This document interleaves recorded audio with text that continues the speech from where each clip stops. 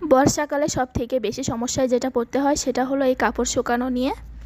সারাদিন বৃষ্টি রোদ ওঠে না, এজন্য কাপড়গুলো সব শুকাতেও চায় না। আসসালামু আলাইকুম everyone, welcome back to my channel Nazim কিয়া ভ্লগ। নতুন আরও একটি লাইফস্টাইল ভ্লগ নিয়ে হাজির হলাম। কাছে দূরে যে যেখান থেকে আজকের ভিডিওটি দেখছেন, আশা করছি সবাই অনেক ভালো আছেন, সুস্থ আছেন। আলহামদুলিল্লাহ আমরাও ভালো আছি। বেশ কয়েকদিন ধরে বৃষ্টি হচ্ছিল, তো আজকে একটু বৃষ্টি হচ্ছে না, একটু রোদ বের হয়েছিল। তাই আমরা যে কাপড় চোপড় ছিল কয়েকদিন ধরে জমানো, সেইগুলো নিয়ে ছাদের উপরে আসলাম মেলানোর জন্য। কয়েকদিন ধরে একটানা বৃষ্টি হচ্ছিল, এজন্য অনেকগুলো কাপড় জমা হয়ে গিয়েছিল। বেশিরভাগ কাপড়ই এখানে আধা শুকনো ছিল, রোদ না হওয়াতে একদম ভিজা ভিজা মতোই ছিল। তাই আজকে একটু রোদ বের হয়েছে, এই রোদে সম্পূর্ণটাই শুকিয়ে যাবে। আর ছাদে অনেক তাপও ছিল, তাই বাচ্চাদের নিয়ে ওপরে আসলাম। আর জাইমা তো ওর আম্মুর কাজে হেল্প করছিল, কাপড় নিয়ে সব ওর আম্মুর কাছে দিচ্ছিল। তো বাসায় নোহাও আমার সাথে এমনই করে, আমি যখন কাপড় মেলতে যাই ও আমার সাথে যেয়ে সবগুলো কাপড় আমার হাতে দেয় আর আমি মেলে দিই। আর এখানে লাউ কাটতে আসছে আপু আজকে লাউ রান্নার জন্য।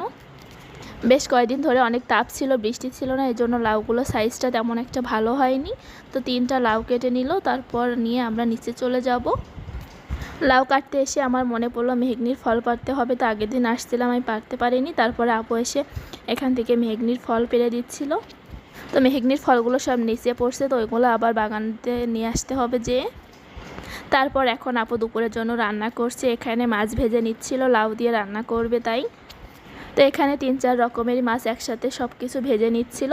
তো কিছু চিংড়ি মাছও ছিল, তাই ভাবলো একসাথে সব কিছু রান্না করে নিবে।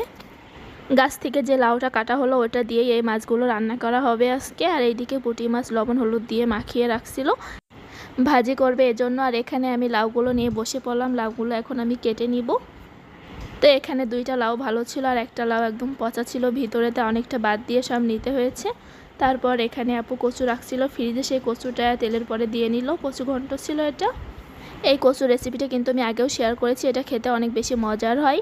আর এটা কিন্তু বাগানে এমনিতেই হয়, লাগানো লাগে না। অনেকে হয়তো চিনে থাকবেন, এটাতে কিন্তু লতিও হয়। তারপর এখানে আপু পুঁটি মাছগুলো ভাজি করে নিচ্ছিল। পুঁটি মাছটা কিন্তু এভাবে মচমচি করে ভেজে খেতে বেশি ভালো লাগে। প্রথমে এই ফ্রাই প্যানে দিয়ে তারপরে ছোট কড়াইতে দিয়ে একটু বেশি করে তেল দিয়ে ভেজে নিবে। আর এখানে লাউটা বসিয়ে দিয়েছে আপু।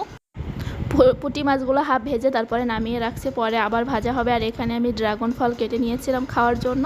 তারপরে লাউটা রান্না চলছিল, লাউটা এখন ঝোলের পানি দিয়ে দিল। তো লাউতে কিন্তু হলুদটা একটু কমই দিতে হয়। আর মশলাগুলো সব প্রথমে দিয়েছিল, আর শেষে করে আপু শুধু জিরা বাটাটা দিয়ে দিল। এখন মাছটা দেওয়ার পর আপু জিরা বাটাটা দিয়ে দিল। আপু বলছিল যে জিরা বাটাটা তরকারিতে যদি সব সময় এইরকম শেষে দেওয়া হয় তাহলে নাকি খেতে অনেক বেশি ভালো লাগে, একটা সুন্দর ফ্লেভার বের হয়।